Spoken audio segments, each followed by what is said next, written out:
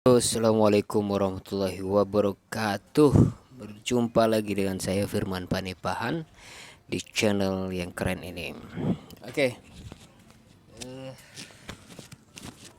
di kesempatan ini saya ingin membahas itu ya, tentang PDIP. Kondisinya hari ini itu terpuruk 3 kali ya.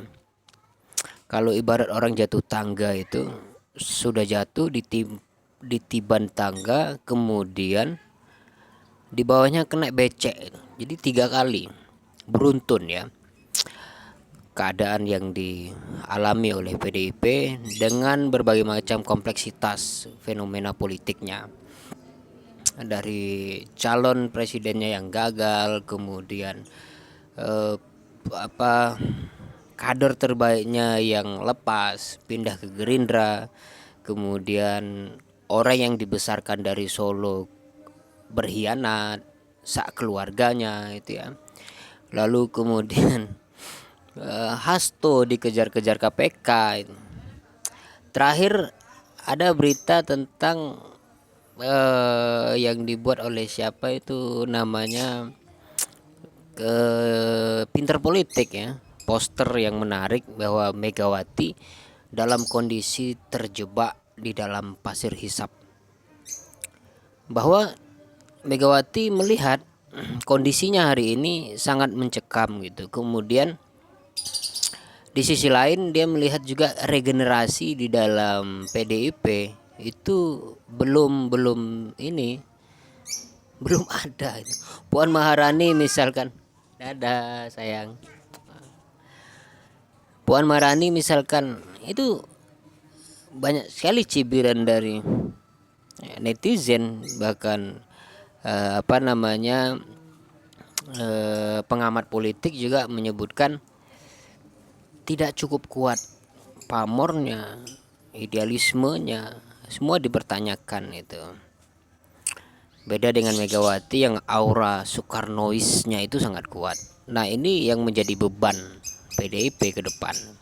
Nah, 3 hal ini, bukan 3 hal, beberapa hal sebenarnya yang membuat kondisi PDIP semakin terpuruk. Nah, oleh karena itu saya tertarik ini untuk membahas kondisi ini gitu. Di ujung apa namanya, pilihan hari ini PDIP harus memilih dengan tegas, bukan berada di posisi ragu-ragu di antara memilih jalan kiri atau kanan itu. Misalkan ketika Prabowo Subianto membuka peluang untuk semua partai bergabung, maka di situ sebenarnya Prabowo ingin menggariskan antara oposisi dan pendukung pemerintah. Misalkan siapa namanya, Nasdem memilih bergabung tapi tidak mau di dalam pemerintahan. Mereka bersama Prabowo. Ya, itu mungkin taktik politik saja supaya mereka tidak disebut sebagai oposisi. Berarti sudah jelas mereka adalah bagian dari Prabowo, bagian dari pemerintahan hari ini, petahana. Walaupun sebelumnya adalah musuh di dalam pertandingan politik di Pilpres gitu ya. Nah, tapi sebaliknya PDIP kalau kita lihat itu tidak jelas harus memilih untuk oposisi atau apa namanya, atau justru bergabung gitu. Tapi dari cara-caranya belakangan ini dengan memecat mantan presiden dari partai karena dianggap melakukan beberapa kesalahan yang fatal, justru menegaskan ya, sedikit menegaskan atau menebalkan bahwa mereka itu oposisi. Tapi tidak ada tanggapan dari Prabowo. Dari partai-partai yang lain juga menanggapi itu hanya persoalan internal kader yang tidak ada hubungannya dengan koalisi dan sebagainya itu. Nah, maka dalam hal ini saya memberi satu pandangan ya terhadap kondisi yang dialami oleh PDIP dan menanggapi juga apakah memang Megawati itu dalam kondisi terjebak di dalam pasir hisap itu.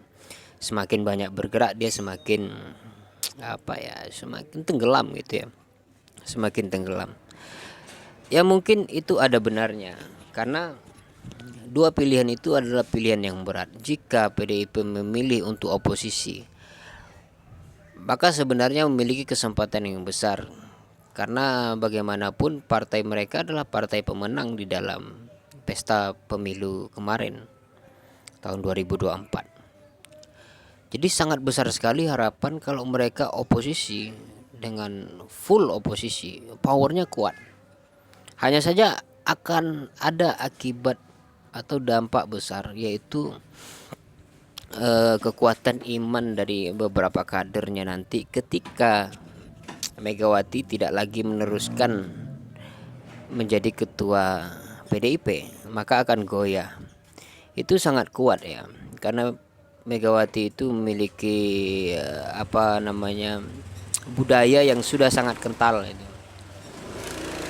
Budayanya sudah sangat kental, sudah dipahami oleh PDIP kader-kadernya. Megawati juga memiliki pemikiran yang sangat kuat yang juga dipahami oleh kader-kadernya. Jika dia diganti maka akan goyah tuh. Di posisi PDIP sebagai partai pemenang itu akan membuka peluang untuk terpecah belah ya. Partai terpecah itu sudah biasa. Seperti terakhir adalah PAN itu. PAN itu akhirnya terpecah sekarang menjadi Partai Umat dan PAN. Kemarin Demokrat hampir di saat posisi-posisi lemah, kemudian ada beberapa kader yang menonjol dan sebagainya, itu membuat gerakan bawah tanah dan seterusnya. Itu akan mungkin terjadi di PDIP di saat pergantian itu jika PDIP memilih oposisi.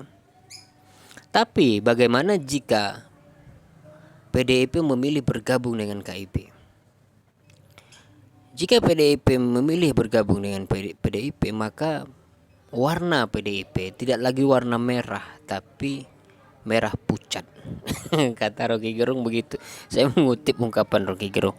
Kenapa menjadi merah pucat? Ya karena dia tidak lagi banteng yang bertanduk, tapi dia adalah lembu yang siap dipotong. Karena intervensi orang-orang dalam itu sangat kuat nantinya. Puan Maharani akan tersingkir dengan sendirinya dan sebagainya. Mungkin dia akan menjadi penerus, tapi penerus yang tidak lagi bersama dengan Wong Cili. Itu saya kira penglihatan saya sekilas tentang PDIP dan tanggapan beberapa fenomena yang terjadi belakangan ini. Terima kasih sudah mengikuti. Wassalamualaikum warahmatullahi wabarakatuh.